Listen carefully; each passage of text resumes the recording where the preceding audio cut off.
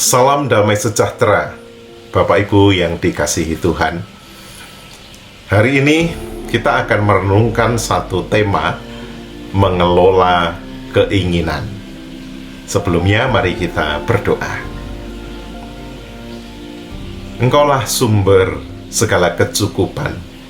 Engkau menyediakan segala sesuatu, bahkan apa yang tak dapat kami lihat, tak pernah kami dengar, dan tak dapat dipikirkan, dan tak pernah timbul dalam hati manusia.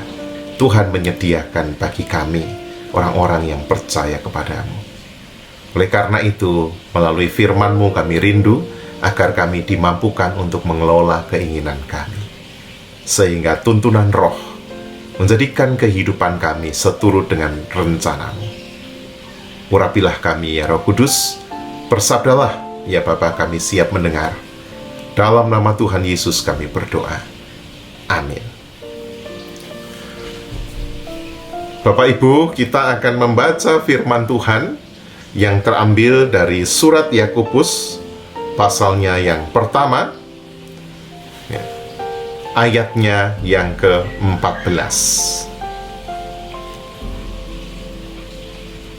Demikian firman Tuhan.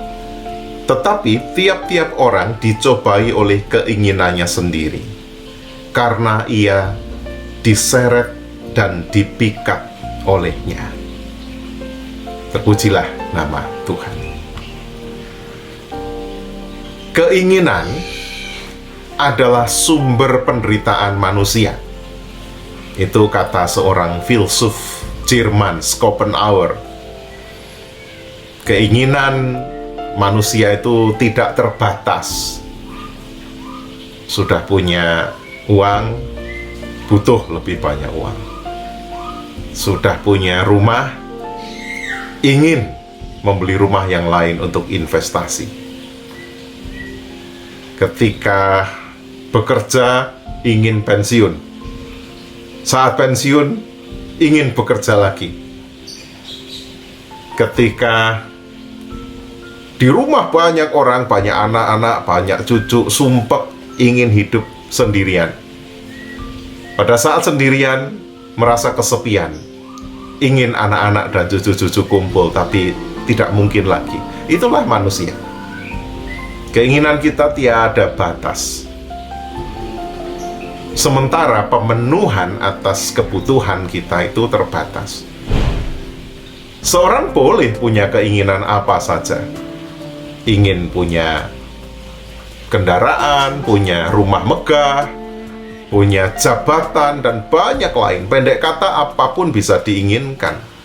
Tetapi tidak semua yang diinginkan itu bisa terpenuhi. Nah, ketika keinginan manusia itu tidak terpenuhi, bahkan keinginan yang sepele, misalnya pengen tahu telur gitu, tidak terpenuhi, maka kita akan kecewa. Dan kalau keinginan itu terus-menerus tidak terpenuhi, manusia akan menderita. Tidak jarang ketika keinginan kita telah tercapai pun akan muncul kesulitan baru. Ada orang yang dulu ya, eranya orang investasi villa, ingin sekali punya villa agar tiap minggu bisa berlibur dengan tenang tanpa repot mencari hotel. Maka dengan susah payah sampai mengupayakan pinjaman dari bank, akhirnya berhasil memiliki villa yang diidamkan. Bulan-bulan pertama sangat dinikmati, tetapi lama-lama bosan. Lama-lama jarang villa itu dipakai. Padahal jika sebuah villa tidak ditempati akan rusak. Belum lagi kebutuhan biaya, perawatan, keamanan yang tentu tidak kecil tiap bulannya. Dan bahkan masih harus menanggung angsuran pinjaman berbunga dari bank. Lalu berpikir, ya sudah, saya jual saja villa saya. Tapi apakah semudah itu? Tidak. Proses menjual villa, oh itu jauh lebih sulit daripada menjual rumah misalnya. Maka kita jadi pusing, susah. Gara-gara apa? Gara-gara keinginan. Begitulah Bapak Ibu, keinginan memang bisa menjerumuskan manusia dalam rupa-rupa kesusahan. Tadi Yakobus 1 ayat 14 ya mengatakan, tetapi tiap-tiap orang dicobai, digoda oleh keinginannya sendiri, karena ia diseret dan dipikat olehnya. Lalu, apakah hal itu berarti kita harus mematikan semua keinginan kita? Oh, tidak. Mustahil orang hidup tanpa keinginan. Keinginan itu perlu supaya kita punya arah dan kehidupan kita maju. Kita punya target, kita punya tujuan.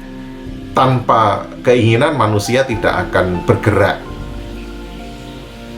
Kita akan bingung pada saat dihadapkan rupa-rupa pilihan dan tawaran, seperti ketika menghadapi menu makanan yang begitu banyak. Kalau keinginannya tidak jelas ya bingung. Tanpa keinginan bahkan kita akan kehilangan daya juang untuk memperoleh yang lebih baik. Dunia tidak akan pernah maju jika isinya hanya orang-orang yang tidak punya keinginan. Jadi bagaimana? Kita harus mengelola keinginan kita. Ketika menginginkan sesuatu, kita harus mempertimbangkannya dengan matang. Apa urgensi sekaligus resikonya.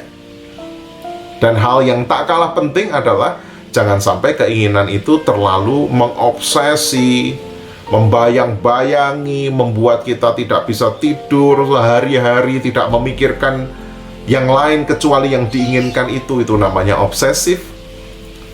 Dan jangan sampai keinginan itu menjadi Tuhan atas diri kita. Karena setiap detik, setiap menit, kita selalu punya angan-angan terhadap keinginan itu. Sebab jika keinginan itu telah begitu menguasai, kita akan sangat kecewa dan putus asa jika itu tidak tercapai. Maka hati-hatilah dengan keinginan Anda dan saya. Jangan sampai kita dipikat dan diseret olehnya. Karena itu, baiklah jika kita menyertai keinginan kita dengan penyerahan diri kepada Tuhan dan berkata, bukan kehendakku yang jadi, melainkan kehendak-Mu, ya Tuhan.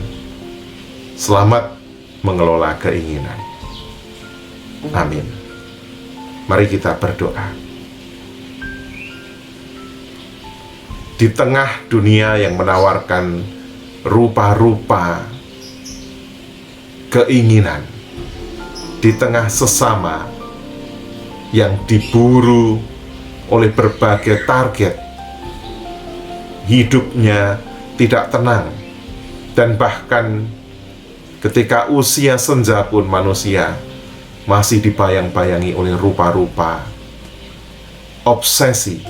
Ya Tuhan, kami berdoa, kiranya umat-Mu dimampukan, diberi hikmat untuk mengelola keinginan kami, sekaligus punya kesadaran, keikhlasan untuk terus bersandar kepadamu. Kiranya apa yang kami ingini menjadi seperti apa yang Kau ingini. Terpujilah nama-Mu ya Tuhan. Dalam Kristus kami berdoa. Amin.